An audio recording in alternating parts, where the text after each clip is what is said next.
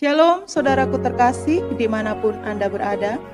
Sesaat lagi kita akan mengikuti renungan firman Tuhan dalam program Rema oleh Pastor Andreas Agung, Gembala KBC Bekasi. Buka hati saudara untuk menyambut firman Tuhan. Selamat mengikuti, Tuhan Yesus memberkati. Shalom saudaraku, saya Andreas. Kita berjumpa dalam program Rema, belajar firman Tuhan secara praktis dari Matius sampai Wahyu. Haleluya. Hari ini kita sampai pada seri 115. Kita masih belajar dari Matius 14 ayat 22 sampai 33. Pada seri ini kita akan belajar dari ayat 28 sampai 29. Demikian firman Tuhan Matius 14 ayat 28 dan 29. Lalu Petrus berseru dan menjawab dia, "Tuhan, apabila engkau itu, suruhlah aku datang kepadamu berjalan di atas air." Kata Yesus, "Datanglah." Maka Petrus turun dari perahu dan berjalan di atas air mendapatkan Yesus.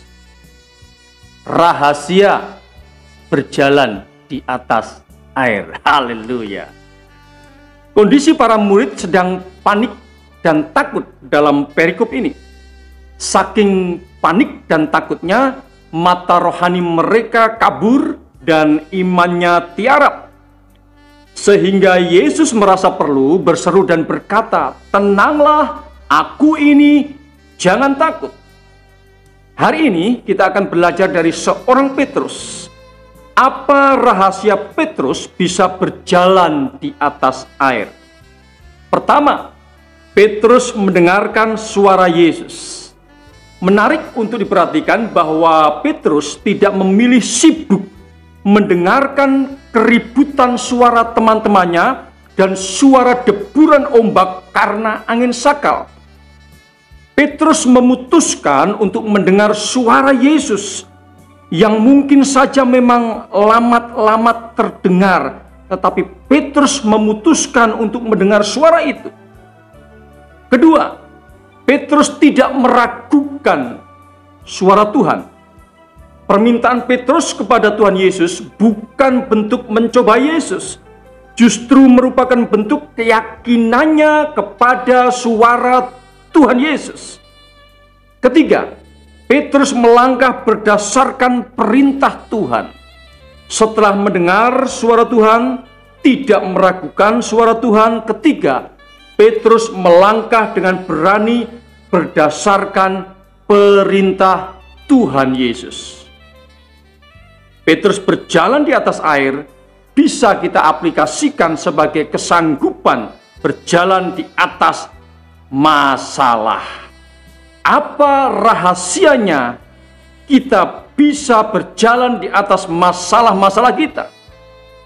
Pertama, dengarkanlah suara Tuhan melalui firman-Nya. Jangan ngider ke sana kemari, dengar suara teman, sahabat, dan tetangga. Kedua, jangan meragukan suara Tuhan yang datang melalui firman-Nya. Tanamkan keyakinan di hati akan firman-Nya. Ketiga, melangkahlah berdasarkan perintah Tuhan. Jangan berdasarkan pikiran dan kehendak sendiri. Percayalah, kita pasti bisa tetap survive, berjalan di atas masalah kita. Meskipun masalah itu besar, tetapi ketika berjalan atas perintah Tuhan Yesus dan berjalan bersama Yesus, kita akan tetap survive. Haleluya. Mari kita berdoa.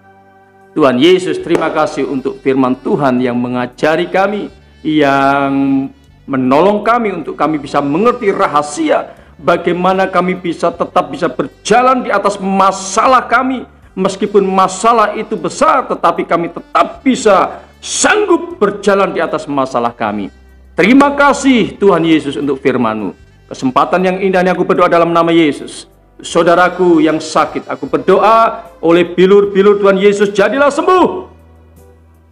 Yang lemah dikuatkan, yang susah dihiburkan, yang ada dalam pergumulan diberikan kemenangan dan harapan baru. Dalam nama Yesus. Haleluya.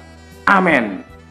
Saudaraku, tetap percaya dan mengandalkan Tuhan Yesus. Haleluya. Tuhan Yesus memberkati.